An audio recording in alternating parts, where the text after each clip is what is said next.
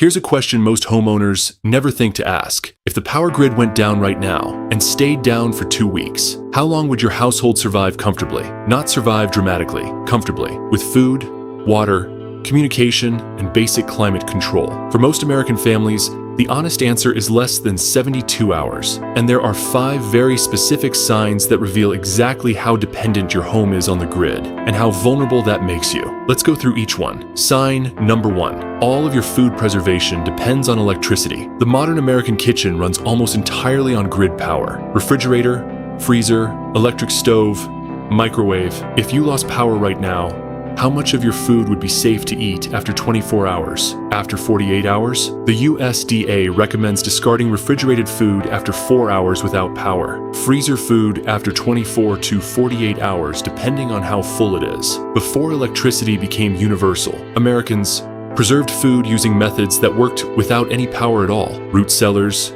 fermentation, curing, canning. These methods are experiencing a massive revival among homeowners who understand grid vulnerability, and for good reason. Sign number 2. Your water access depends entirely on electric pumps. If you're on a municipal water system, you might assume you're fine, but most municipal water systems require electric pumps to maintain pressure. In extended outages, many systems fail within 24 to 48 hours. If you're on a private well, which 43 million Americans are, your pump stops the moment the power does. No electricity, no water pressure, no running water. The families who came through extended outages without a water crisis had one thing in common. They had pre-stored water or a manual way to access it. Simple, low-tech, completely effective. Sign number 3, and this one surprises most people. Your home heating or cooling is grid dependent, even if you use gas. If you have a gas furnace, you probably assume you'll stay warm during a power outage. But here's what most homeowners don't realize. Modern gas furnaces require electricity to operate.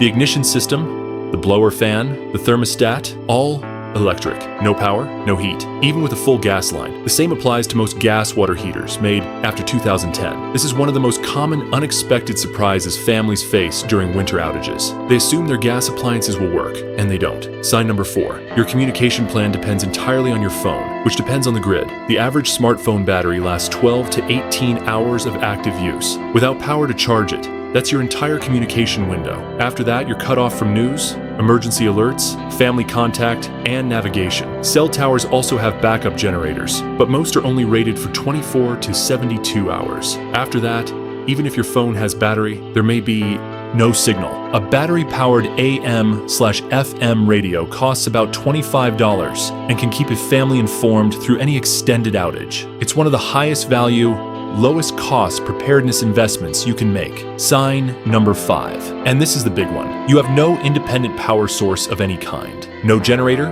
no solar backup, no battery storage, no DIY supplemental power system. Nothing that generates even a small amount of electricity independently from the grid. This is the sign that separates households that experience extended outages as a minor inconvenience from those that experience them as a genuine crisis. And here's the thing. You don't need a whole home backup system. You don't need to spend $15,000 on solar. What research consistently shows is that even a small, low wattage power source, enough to run a fan, charge phones, and keep a small cooler running, dramatically changes the experience of an extended outage. A growing number of American homeowners are building these supplemental systems themselves, using components that cost less than $100 at any hardware store in an afternoon, not as a replacement for grid power, but as a safety net for when the grid fails, which, as we've covered in this channel, is becoming more likely every year. Now that you know the 5 signs, which one hit closest to home for you? Drop a comment below. Type 1 if you recognize yourself in most of these signs. Type 2